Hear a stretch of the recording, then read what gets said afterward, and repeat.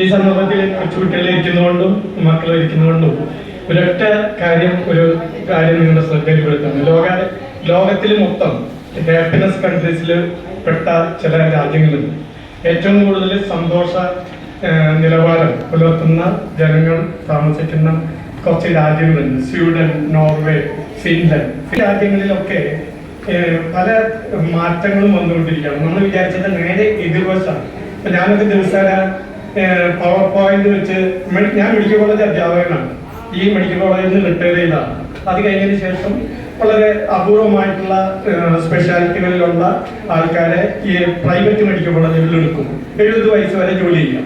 വേണമെങ്കിൽ ജോലി ചെയ്യാം, വേണ്ടെങ്കിൽ ജോലി ചെയ്യേണ്ട. ഞാൻ MES മെഡിക്കൽ കോളേജിലാണ്. അപ്പൊ ഈ എല്ലാ ദിവസവും ഞങ്ങൾ കുട്ടികളെയും MD-കാരെയൊക്കെ പഠിപ്പിക്കുന്നത്, MBBS MD ഒക്കെ പഠിപ്പിക്കുന്നത് പവർ പോയിന്റ് വെച്ചിട്ടാണ്.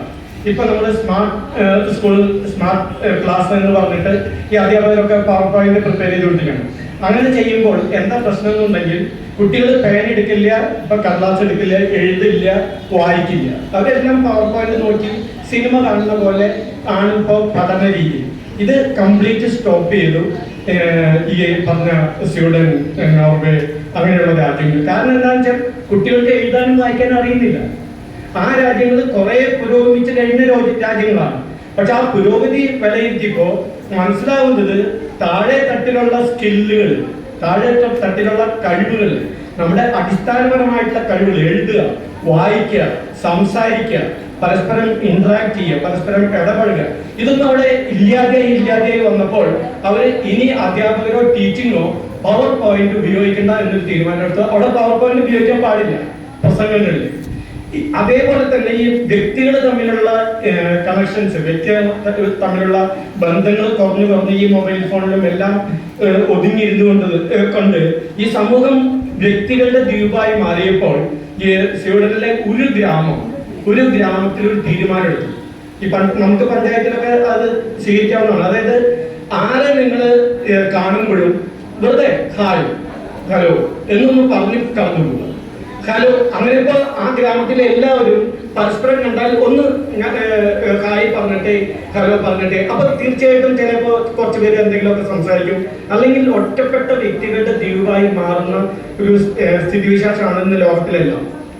അപ്പൊ അതിനതിൻ്റെതായിട്ടുള്ള ദൂഷ്യവശങ്ങളുണ്ട്. ഇപ്പൊ ഏറ്റവും കൂടുതൽ പോപ്പ് കൾച്ചർ, അല്ലെങ്കിൽ ഈ മൊബൈൽ, സ്മാർട്ട് ഫോൺ, ഈ വക കൾച്ചർ ഏറ്റവും അധികം വ്യാപിച്ചത് നമ്മളെക്കാളൊക്കെ ഒരു 10-15 വർഷം മുമ്പ് വളരെ വ്യാപിച്ചത് ഈ കൊറിയൻ രാജ്യങ്ങളിലാണ്.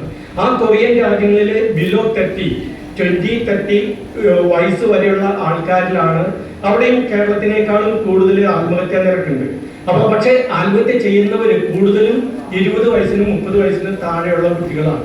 അപ്പൊ അത് അവരുടെ ലോകം വളരെയധികം ചുരുങ്ങി നിരന്തരം ഈ സോഷ്യൽ മീഡിയയിലുള്ള വിലയിരുത്തലുകൾ അവര് ഉള്ളിലേക്ക് എടുക്കാണ്.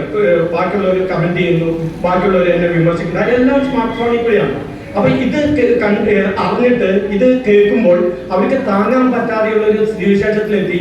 അവിടെയൊക്കെ ഈ യുവാക്കളുടെ ആത്മഹത്യ നിരക്ക് വളരെ ഭയാനകമാണ്. അപ്പൊ ഈ ഹായ് ഗ്രാമവും ഈ പറഞ്ഞ യുവാക്കളുടെ ഭാവിയിലേക്കുള്ള ഒരു ശുഭാപ്തി വിശ്വാസം, ഈ മൊബൈൽ ഫോണിന്റെ ഉപയോഗം കുറച്ചൊന്ന് ചുരുക്കിയിട്ടുള്ള ഒരു ജീവിത രീതി ഉണ്ടായി കഴിഞ്ഞാൽ വളരെ നല്ലതാണ്. ഈ ഗ്രാമത്തിന് ഒരു ആരോഗ്യ ഗ്രാമമായിട്ട് വളർത്തുക, നല്ല ആരോഗ്യം, ശരിയായ വിദ്യാഭ്യാസം, ഇങ്ങനെയുള്ളൊരു പദ്ധതിയായിട്ട് ഞങ്ങൾ കുറെ കാലമായിട്ട് നടക്കുന്നു.